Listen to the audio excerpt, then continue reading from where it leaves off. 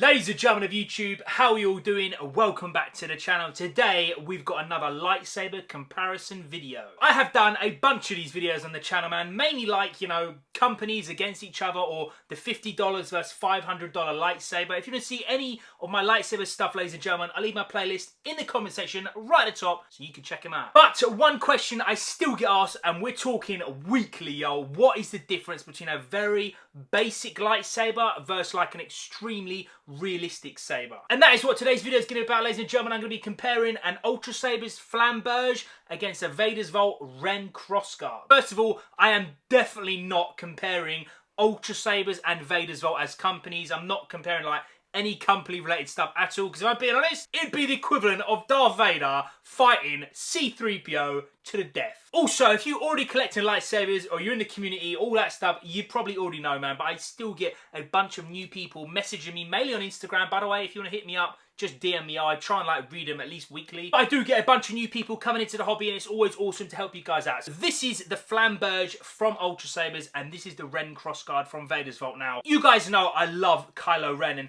when this first came out, I'm gonna just say it straight up, like, there was no Crossguard hill on the market, man. So I'll give big love to Ultra Sabers for that. Like, they come out with this first. It's a little bit outdated. And of course, this is the Ren Crossguard from Vader's Vault. It's actually my most recent purchase of lightsabers, and I'm still properly in love with this. Before we actually crack on with the comparison, I want to say real quick about the price. Now, where to begin? This is the Flamberge from Ultra Sabers. Now, price-wise, I'm pretty certain it's probably the same price. I doubt it will ever drop in price, just going off like Ultra Sabers history and stuff. This cost me, I think at the time, like $350 US. It's probably the same price now without shipping. And I'm just gonna say right now, let's even round it down in case I'm wrong. $300 for this? Nah, bro. I'm definitely not someone to tell you guys how to spend your money. I buy lightsabers, Pokemon cards, Yu-Gi-Oh! I spend a lot of money. I'm just keeping it real. $300, you can pick up a NeoPixel saber, man. So yeah, just bear that in mind.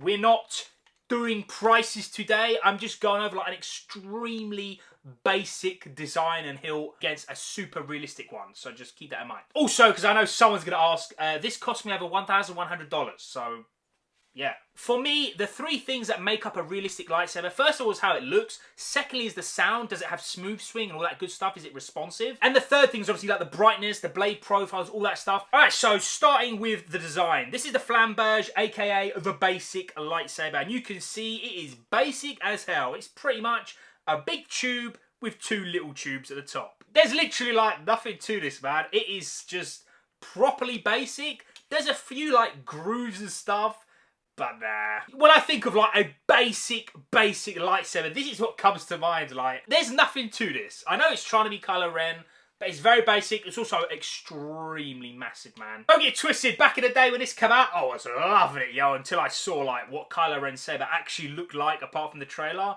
It doesn't look anything like it. In fact, like, just thinking about what sabers I own, it's definitely the heaviest one. This is massive. Next up is the Ren Crossguard, aka the realistic one. You can see there is a bunch of crazy details. It's got rusted look, exposed wires. In fact, like when I done my initial review for this, I looked back in the footage, but I did say on camera, to be fair, it probably won't pick up all the little details, so I already know it's not doing this, but there is a lot of stuff going on. It's properly mad. This is an extremely accurate version of Kylo Ren's lightsaber, man. I don't want to say a replica, because it's not a replica. If you look at Kylo Ren's saber, and then you look at this, they look the same, man. And here they are side by side, just so you can fully appreciate the enormity of the Flamberge lightsaber in all its glory. I've done like spins and stuff with this and like duel people at comic conventions and stuff. This is too heavy, it's too big, it does not work, y'all. Even though this is boring to look at, an absolute snore fest, mate. It's got nothing aesthetically pleasing whatsoever. There is still one thing you could do with this that the Kylo one you cannot do. Make sure you stay to the end of the video. No one can disagree with me. Make sure you stay to the end. It's got one saving grace, and that is it. Yeah, going back to the size and that stuff, this is ridiculous. It's way too big. This is very, very slim, man. Like, I could see Kylo Ren using this, man. It is so thin. It's very hard to explain on camera because obviously you guys can't feel it. I've said a bunch of times, Vader's Vault sabers are the slimmest ever, man. Like, I've still to this day not held one as slim as this. Like, just the dimensions are crazy. two-handed, one-handed. In terms of charging, I did have to pay extra for a recharge port, which means basically there's a tiny little hole, the wire goes in, I don't need to take the battery out or any of that stuff. It's very convenient. It does like take away from the look of it. You got this like stupid thing here, even though there's nothing going on anyway, so to be honest, it kind of gives it something. I can't lie, it's convenient, but I still paid extra. The Ren cross guard, that's it. You literally take this off. It's held in with, I think, like 16 magnets or something.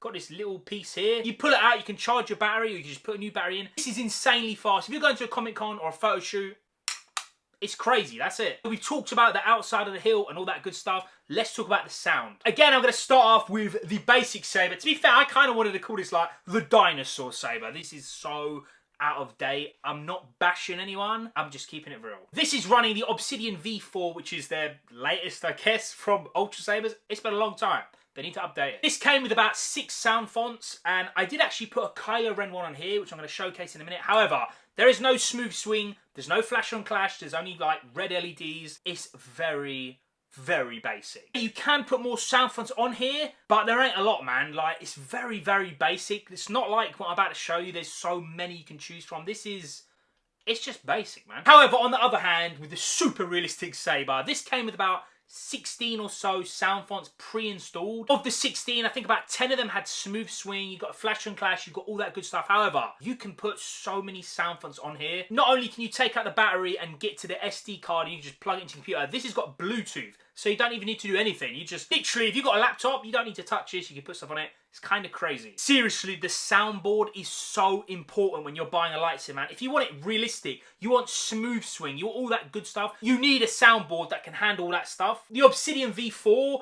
is extremely outdated, man. It feels like I'm bashing it, but to be honest, I kind of am. They need to upgrade it ASAP. You can't get smooth swing. You can only put a set amount on here. It's kind of dead, man. There's just not much to choose from. It's great to, like, spin and stuff, but if you give this to someone, it doesn't feel real at all. However, this is running CFX. Now, it's got smooth swing. You can add so many sound fonts. I think, like, the SD card isn't even, like, 1/8 full yet. And I got so many on here. I got about like 40 sound fonts on here, bro. You will know when you have a lightsaber that has smooth swing and all that good stuff, you'll know. The rest of the stuff, it's kind of dead.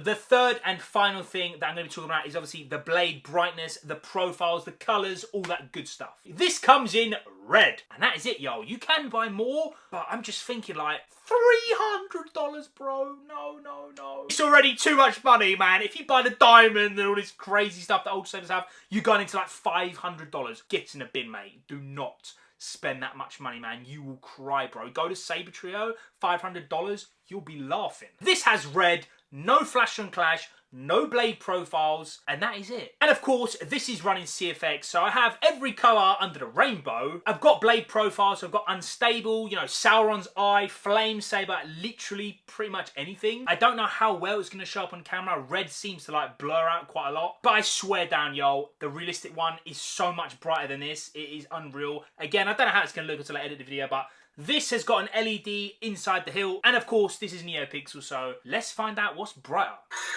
Alright, so this is the basic saber with the light on. Again, I don't know how it looks on camera, but with the light on, it's kind of like a tube. You can see it's a tube with a light on it. It's kind of dead. And of course, this is the realistic one now. First of all, this is so much louder, it's unreal. In person, with the light on, bear in mind my light is very, very bright. It doesn't look like a tube with a light in. It's first of all going crazy. The blade profile is insane. but it's so much brighter now. Yeah, let's get the lights off, man. Yeah, again, I don't know how it's going to pick it up, but yeah, this is so much brighter. It's actually crazy, and it's going insane. The blade profile is off the chart. Hopefully, it's picking it up. I will bring it close to the camera so you can see, but brightness-wise, in person, this is doing a madness. This looks okay-ish with the light off. With the light on, it was definitely dead, but compared to this, it's a no-brainer. Also, this is so big, like, look how slim that is, and look at this tank. It's just crazy, man. But just for argument's sake,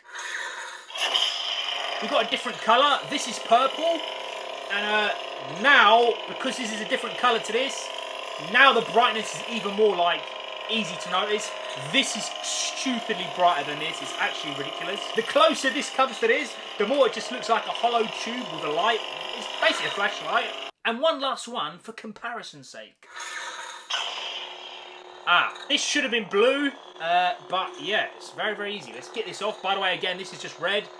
It can't do anything. It's red for life. You've got your OGS button on the front, power button on the back. You press both of them at the same time. You go into spectrum, and you literally turn the saber until you find it, and that is it. Crazy easy, and it's set like that, man. That is it, and yeah, this saber's sick, man. Now, I will bring the sabers right close to the camera so you can see the blade profiles. Again, I don't know how well it's going to show up. The Kylo Ren one especially is insane in person.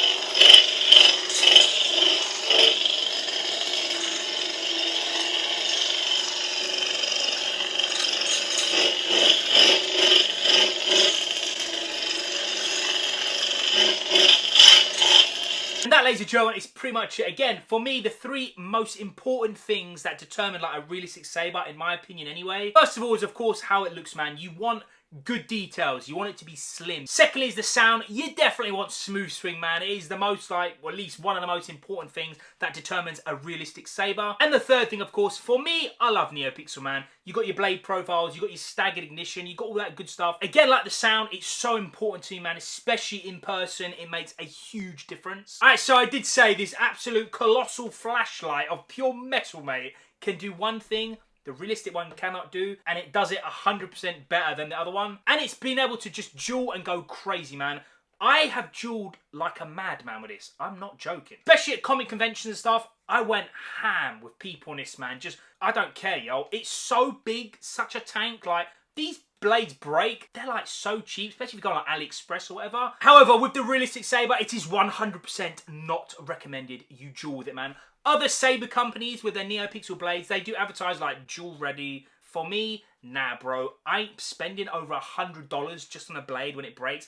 By the way, that Kylo Ren one, it did actually say from Vader's Vault, this is not to be dueled with, man. It's for display purposes, or Comic Cons, all that good stuff, photo shoots, whatever it is. Gotta be fair, like, if you just want to, like, just smash up someone with it, definitely get the basic one. But if you want a proper lightsaber, ladies and gentlemen, there you go, man. Ladies and gentlemen, hopefully this video has helped someone out. I get asked this a lot, man. What is the key differences? Like, why is this one realistic? Why is this, like, out of date or basic, whatever? Now you know. Hopefully it's helped you out. If it has helped you out, please drop the like button. Thank you so much for watching. I always appreciate the big man love and support. Big up the lightsaber community, and I'll see you in a bit.